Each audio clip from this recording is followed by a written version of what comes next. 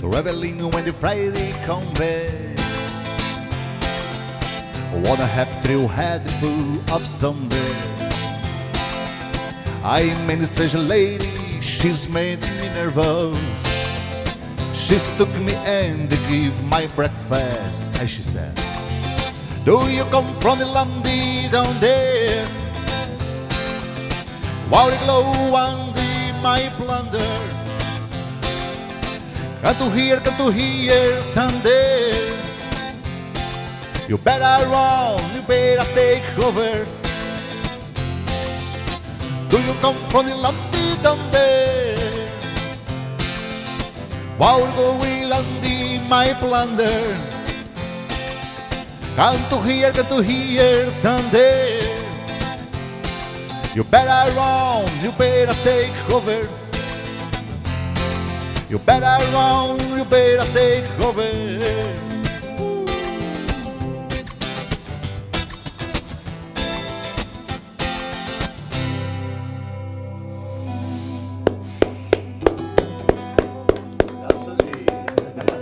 Ah, que espetáculo! Eu sempre falo, espetáculo é porque é coisa maravilhosa. O estimado Semi Machado Braga, nosso poeta, artista, enfim, escritor, o nosso estimado, hoje aqui, o convidado da Boca do Povo.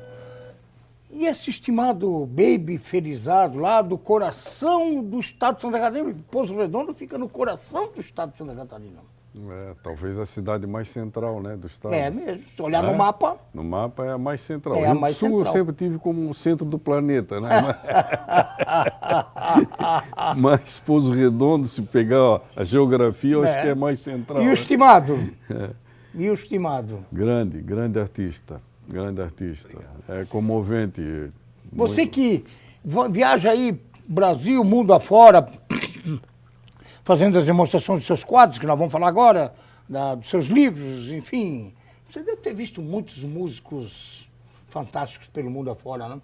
Que são artistas, né? Eu gosto muito de música e sempre que eu posso, eu tô assistindo show e encontrando mesmo na rua. Encontra muito, né? Principalmente fora, né? Até porque você escreve Você encontra muito na poemas, né? Você... E o Baby aqui é um músico de primeira grandeza. Pois é, falando em música, primeiro eu vejo aqui que você, como artista, estimado, fez sua primeira exposição em 1960. Você tinha 13 anos de idade, estimado. Eu comecei eu nasci na casa do meu avô paterno, sabe? Que ele era jornalista, ele tinha um cine-teatro. Tinha cine-teatro, né? Ele era ligado às artes, o meu avô. E por influência dele, eu tinha 7 tias, ele tinha 7 filhas. Você vê que esse negócio de gerar filha vem já vem de trás, por né? isso que você tem 3 filhas e um filho, né? E neto, um monte de netas, 5 netas, só um né? neto. Só um neto. E eu fui criado por essas minhas tias. E elas eram professoras, naquele tempo eram normalistas, né? Faziam o normal, né? Quem era para chamar o normalista? Então, você vê só, eu com 2 anos de idade, eu estava aprendendo a falar, eu aprendi a ler, escrever e falar tudo ao mesmo tempo, porque elas ficavam competindo uma com a outra para me ensinar. E por influência do meu avô, eu comecei a desenhar. Ele não era desenhista, ele era mais jornalista, o Juvencio. Era mais jornalista. Ele gostava de arte, de modo geral, ele era um artista também, não pintava, mas ele gostava muito de arte. Aí você começou a pintura? Aí comecei, foi a minha origem. E por parte da minha mãe, lá na República Tcheca, tem um tio-avô que era artista, um artista até bem conceituado, com obras em museu lá em Praga e Strakonice, a cidade. Porque o Braga é descendente de português, né? O Braga é português. Esse meu avô era português, que eu te falei. Né? O Juvencio. Mas eu tenho, por outro lado, também tem artista na família, né? Esse meu tio-avô, mas esse eu nem conheci os quadros dele. Que são os tchecos. Os tchecos, Conheci os quadros, estive lá na casa dele, tudo, mas não, ele já era falecido. Mas o estimado Semi, com 13 anos de idade, você fez a primeira exposição no Museu de Arte de Santa Catarina? Foi. 13 anos, eu participei de uma coletiva com outros artistas já que tinham bastante nome na cidade, né? Olha só, e depois você foi estudar, foi fazer medicina, mas não deixou a pintura, não deixou o lado artístico, não deixou a poesia de lado, você continuou trabalhando em cima disso. Continuei trabalhando, porque a medicina, eu tenho uma certa tendência para a medicina. E quando aconteceu em 64 a Revolução, que eu já estava um pouco mais adiantado nas artes plásticas, a Revolução foi um choque em todo mundo, né? Meu pai foi perseguido, a gente sofreu muito lá. E aí eu digo, pô, mas o país do jeito que está, eu vou ter que fazer alguma coisa. Então aí eu optei por fazer a medicina, fazer a faculdade e me formar médico porque a gente não sabia o que ia acontecer com o país. O que ia acontecer na frente, né? E como médico eu seguramente ia poder trabalhar em qualquer país do mundo. Então foi o que me levou para a medicina. E depois que você faz um curso de medicina, além de ser, para mim foi uma coisa muito prazerosa e eu gostava, você não vai pegar um diploma de médico e jogar no lixo. Sem dúvida, não, sem dúvida. Então, aí um dia meu pai me via lá, eu meio chateado e tal, mas o que era? Porque eu queria ser artista. E daí disse, ó, você depois terminar ou concluir o curso, você pode fazer o que quiser. E é verdade, por isso que eu nunca parei também, né? Nunca parei também, porque eu né? tinha esse estímulo já dentro de mim, né?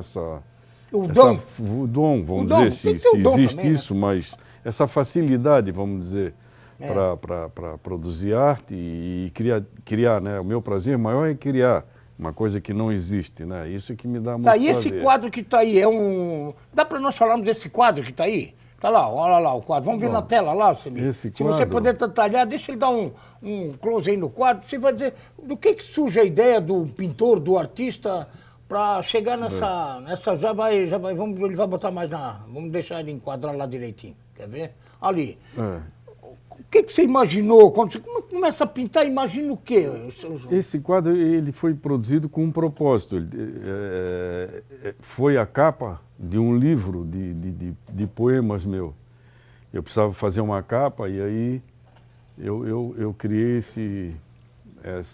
essa figura com um instrumento musical que não existe, porque é uma incógnita, não dá de saber que instrumento é aquele, né? Aquilo dá para entender que é um instrumento musical. É um instrumento musical, mas não existe esse não instrumento. Não existe, está na cabeça do artista. Exatamente, né? E isso para provocar o espectador, né? Criar alguma coisa na cabeça do espectador. O que é aquilo, né? A romã porque é uma fruta mágica, né? É usada muito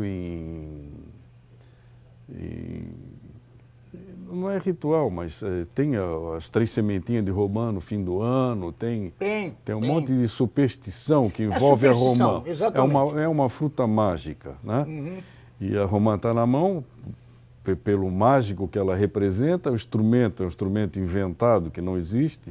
Mas para criar uma problemática, né? E vinha uma figura, né? E uma figura uma figura seria necessária, porque aí pode ser o poeta, pode ser o espectador, pode ser... Né? Vamos botar esse quadro lá, vamos botar esse aqui, ó. Pega esse quadro aqui, você bota ali do ladinho, estimado, bota. Que esse quadro aqui também me chamou muita atenção, porque me parece uma coisa muito diferente do quadro anterior. Vamos lá, estimado. Isso. Esse é um quadro já muito antigo. Ele já vai enquadrar ali na tela para você poder comentar em cima. Eu acredito que ele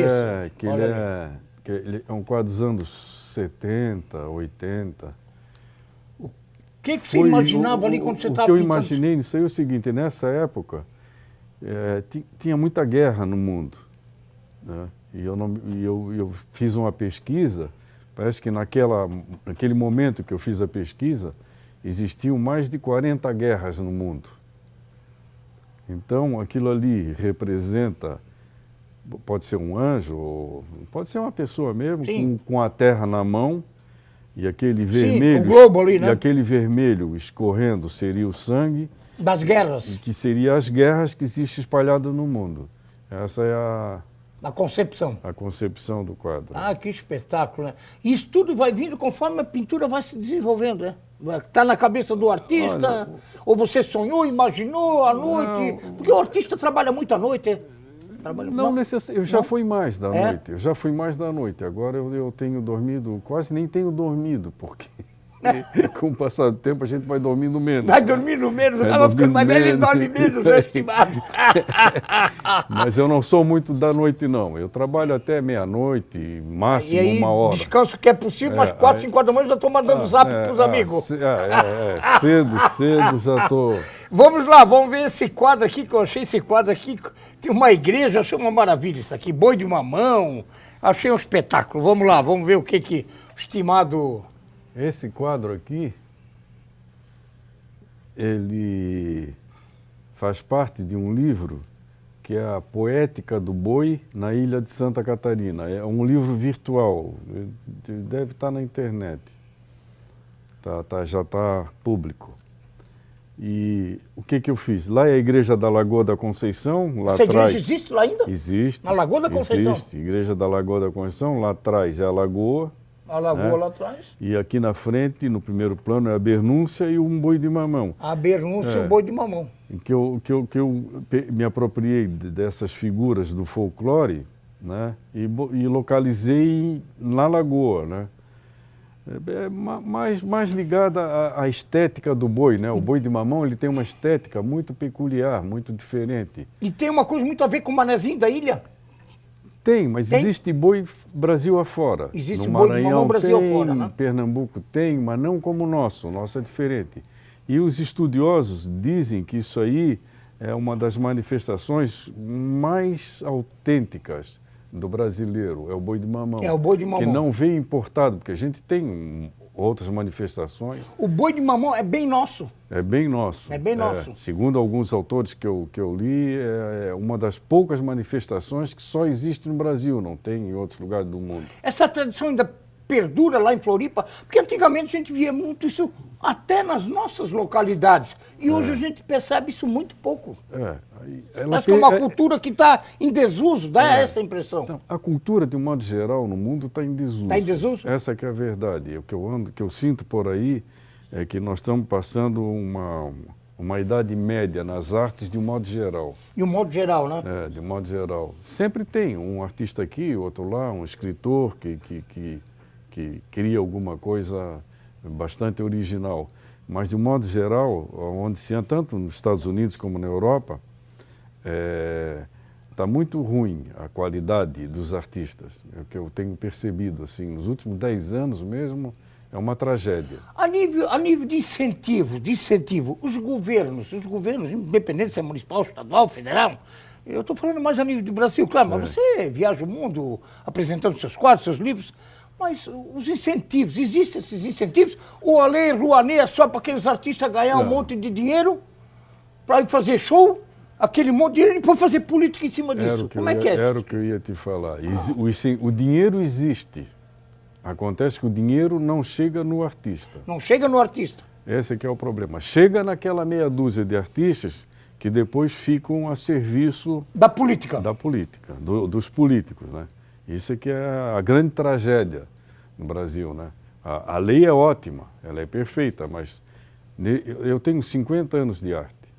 Né? 50 anos? Nesses 50 anos eu consegui uma subvenção da Lei Rouanet de R$50 mil para produzir um livro, uma exposição e catálogo e a despesa mínima. Foi um sofrimento.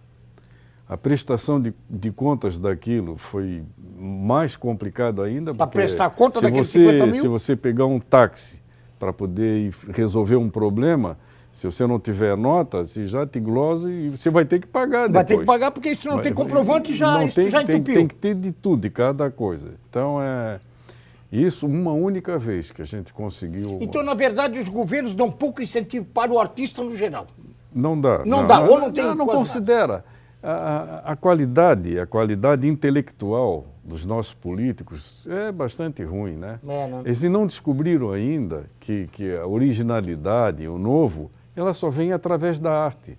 Um prefeito pegar, você vê no tempo de Florença, que aqueles Reis, aquela turma lá, chamava os artistas para ficar ali no palácio deles lá e trazer o novo para eles, porque o resto eles tinham tudo, eles não tinham o novo, a fome, né? E onde tem arte, você vê na arquitetura, sem o artista é chave. O dia que esses caras descobrirem que eles se associando aos artistas para criar, para inovar, né? Isso aí não tenha dúvida. Uma cidade, um prefeito seria... E falando em artistas e fundações culturais, essa coisa toda aí, enfim, museus históricos, essa coisa toda aí, que eu acho um espetáculo, mas que a gente sabe que a tesoura, quando tem que cortar orçamento, é no esporte e na cultura. E na cultura. Pode perceber. Primeira coisa. Primeira coisa. Primeira coisa. Cortou é na cultura e no esporte. É a primeira coisa que eles cortam. Você me desculpa os prefeitos, mas essa é a realidade. Essa é a Prefeito, realidade, o governador, o presidente, é tudo todo essa aí. mundo, é todo Isso aí é mundo. tudo igual, é tudo igual. Por isso que eu quero voltar, antes de nós encerrar esse bloco, depois nós vamos falar aqui das andanças de você pelo mundo afora, aí da arte, da pintura e dos livros, e também de livros, no último bloco. Mas eu sou obrigado a voltar rapidinho, estimado, nessa figura que foi médico, que foi um homem público, que a sua filha Shane nasceu nas mãos dele, que é o Nod Enéas Pessotti, que era um apaixonado por cultura, pela arte, pelo artista, pela música. Esse sim era o cara, tanto é que a Fundação Cultural aqui da nossa cidade de Rio do Sul, que é onde funcionou a Indústria Gerais Ouro, na Rua Rui Barbosa, que é uma bela de uma fundação cultural, foi essa figura de Nod Enéas Pessotti que ele tinha na cabeça que aquilo tinha que vir para o município para nós termos aula de música, aula de pintura, aula de poesia, aula de, enfim, de danças. Como é que você conheceu o Nod bem rapidinho para nós encerrar esse bloco? O Nod era esse cara voltado, além de toda a correção como homem público e um médico extremamente profissional, mas ele era o homem da cultura, estimado. O Nod é uma das pessoas mais incríveis que eu conheci na minha vida. O Nod, ele tinha uma originalidade, ele era um artista. O Nod era um artista. O Nod era um artista. E por isso que ele tinha essa visão. Ele era um cara além do tempo na dele. frente, né? Muito na frente. Muito né? na frente. Nós ainda não chegamos hoje no que ele pensava há 30 anos atrás. É verdade, é verdade. O Nod era um visionário, mas um visionário do bem, né?